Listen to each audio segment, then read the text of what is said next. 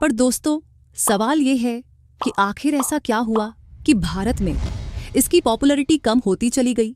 असल में दोस्तों, आज़ादी के बाद से डालडा के नक्शे दम पर चलते हुए कई सारे और भी ब्रांड्स ने मार्केट में एंट्री ले ली, जैसे कि गंगारथ, जेमिनी, अशोका और पनघट। मार्केट में बढ़ते कंपटीशन की वजह से डालडा का मार्केट शेयर कम होने लगा, पर क्योंकि यह एक पुरानी और पैसे वाली कंपनी थी, इसलिए कंपटीशन से आगे निकलना इसके लिए कोई मुश्किल का काम नहीं था। सबसे बड़ा चैलेंज डालडा के लिए यह था कि अपने खिलाफ उठ रही आवाज को शांत कैसे किया जाए, क्योंकि 1950 के एंड तक डालडा एक बहुत बड़े विवाद में फंस गया था।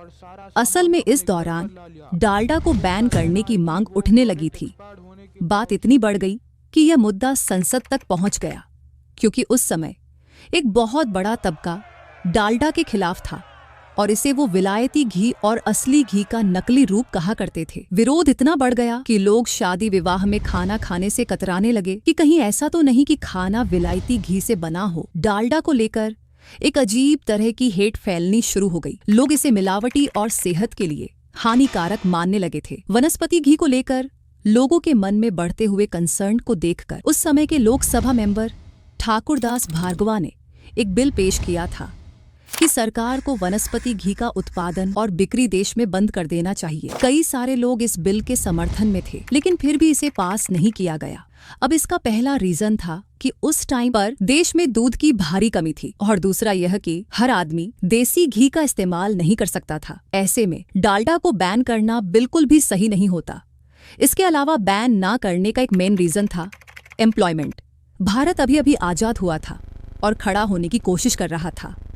बेरोजगारी अपने चरम पर थी और सरकार के ऊपर नौकरी देने का प्रेशर भी बढ़ता ही जा रहा था। ऐसे में अगर वो वनस्पति घी के उत्पादन और बिक्री को बैन कर देते तो फिर हजारों की संख्या में लोग बेरोजगार हो जाते, क्योंकि उस समय तक देश में वनस्पति घी के 47 कारखाने थे, जहां 300 से भी ज्यादा लोग काम कर रहे थे, और उन सबको बेरोजगार करना देश की इकोनॉमी पर बहुत बड़ा इम्पैक्ट डाल सकता था। इस विवाद को लेकर उस टाइम के प्राइम मिनिस्टर जवाहरलाल नेहरू ने एक सर्वे कराया ताकि इस पूरे मामले पर जनता की भी राय ली जा सके, लेकिन इससे भी कोई क्लियर रिजल्ट नहीं निकला और विवादों के बीच ही सही पर डालडा देश में बिकता रहा। लेकिन फिर आगे चलकर 1990 के दशक में एक बार फिर से डालडा के खिलाफ आवाज उठी, और इस बार इसका रीजन था एक रिसर्च जो कि ह्यूमन बॉडी पर होने वाले ट्रांस फैट के प्रभाव पर की गई थी। कमाल की बात तो ये है कि इस रिसर्च के लिए खुद यूनिलीवर ने फंडिंग की थी, जो कि बाद में जाकर उसी के गले की हड्डी बन गई, क्योंकि इस रिसर्च से पता चला कि ट्रांस फैट से हमारी सेहत पर कितना बुरा असर पड़ता है। ये बॉडी में बैड कोलेस्ट्रॉल को बढ़ाता है और गुड कोलेस्ट्रॉल को कम कर देता है, जिसके चलते हार्ट से रिलेटेड बीमारियों का खतरा बढ़ जाता है। अब वैसे तो ये ट्रांस फैट कुछ नेचुरल फैट्स में भी पाए जाते हैं, पर बहुत ही कम क्वांटिटी में। लेकिन जैसा कि हमने पहले ही डिस्कस किया था कि डालडा वनस्पति को बनाने के लिए हाइड्रोजनेशन टेक्निक का इस्तेमाल किया जाता था, इसीलिए उसमें ट्रांस फैट बहुत ही ज्यादा मात्रा में पाया जाता था। इसी को देखते हुए यूएसए के फूड एंड ड्रग एडमिनिस्ट्रेशन ने एक रेगुलेशन बना दिया कि कंपनीज अपने फूड प्रोडक्ट पर लेबल करे कि उसमें कितना ट्रांस फैट अवेलेबल है। इस पहल के बाद से यूएस में वनस्पति घी का इस्तेमाल कम होने लगा और कई सारे देशों ने तो इसे बैन भी कर दिया। इधर इंडिया में भी लोग इस रिसर्च के बाद से थोड़े जागरूक होने लगे और डालडा का कम इस्तेमाल करने लगे। लेकिन दोस्तों, इससे भी कंपनी को उतना नुकसान नहीं हुआ जितना कि अफवाहों ने उसे पहुंचाया। असल में 1990 के दौरान डालडा पर यह इल्जाम भी लगाया जाने लगा कि इसमें जानवरों का फैट मिलाया जाता है। अब वनस्पति घी तो हमारे देश में काफी समय से विवाद का एक विषय था और इसे बैन करने की मांग भी रह रहकर उठती आ रही थी। ऐसे में इस अफवाह को लोगों ने सच मानने में जरा भी देरी नहीं की। इसके अलावा भारत में एक बहुत बड़ी पॉपुलेशन वेजिटेरियन है, जिन्हें जानवर की चर्बी मिलने वाली बात ने बुरी तरह से हिट किया। और दोस्तों, जो लोग वेजिटेरियन नहीं भी थे, उनके मन में भी शंका आने लगी कि पता नहीं इसमें किस जानवर का फैट मिला होगा। इसीलिए बिना किसी तर्क के लोगों ने इसके इस्तेमाल से साफ इनकार कर दिया। हालांकि कंपनी ने लोगों की रसोइयों तक पहुंचने का भी खूब प्रयास किया, लेकिन इसका कुछ भी फायदा नहीं हुआ, क्योंकि इस समय तक अब बहुत सारे रिफाइंड ऑयल ब्रांड मार्केट में आ चुके थे जो कि वनस्पति घी के मुकाबले ज्यादा हेल्दी थे। ऐसे में लोगों का रुझान इन नए ऑनियल्स की तरफ बढ़ने लगा और धीरे धीरे डालडा उनकी ग्रोसरी लिस्ट से हमेशा के लिए बाहर हो गया। डालडा ने अपनी वापसी की भरपूर कोशिश की, लेकिन ना ही वह अपने ग्राहकों का विश्वास जीत पाया और ना ही अपने गिरते मार्केट शेयर को बचा सका। और दोस्तों, आखिरकार इससे तंग आकर हिंदुस्तान यूनिलीवर ने 2003 में इसे एक अमेरिकन फूड कंपनी बंच को बेच दिया।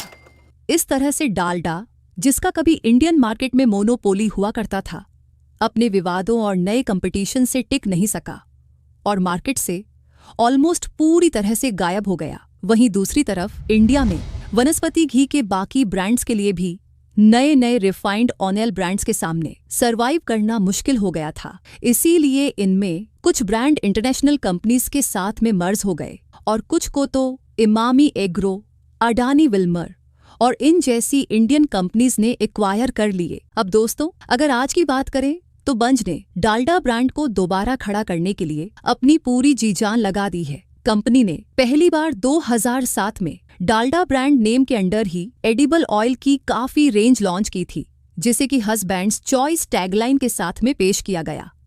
नया Dalda husband's choice refined oil, स्वाद लो, एक्टिव रहो। लेकिन कंपनी को जल्द एहसास हो गया कि उनकी यह टैगलाइन काम नहीं कर रही है और ना ही वो मार्केट तक अपनी पहुंच बनाने में कामयाब हो पा रहे हैं। इसीलिए 2013 में बंज ने डब्बा खाली पेट फुल इस टैगलाइन के साथ में अपने प्रोडक्ट लाइनअप को फिर से लॉन्च किया, क्योंकि माँ हमेशा जानती है कि जब डालडा रिफाइंड ऑयल के साथ खाना बने, इतना स्वादिष्ट बने कि हर रोज डब्बा खाली पेट फुल डालडा रिफाइंड ऑयल। साथ ही ब्रांड को नई पोजीशन देने के लिए कंपनी ने कई तरह के कैंपेन रन किए, जिसका असर ये हुआ कि आज बहुत से घरों में डालडा के एडिबल ऑयल ने अपनी जगह बना ली है। लेकिन दोस्तों, डालडा वनस्पति घी का क्या हुआ? कमाल की बात यह है कि डालडा का वनस्पति घी भी अब समय की मांग को देखते हुए काफी बदल चुका है, क्योंकि अब आप उसके पैकेट के ऊपर साफ साफ लिखा हुआ देख सकते हैं, ट्रांस फैट फ्री। जब खाना बने नए ट्रांस फैट फ्री डालडा वनस्पति के साथ, नया डालडा वनस्पति है ट्रांस फैट फ्री,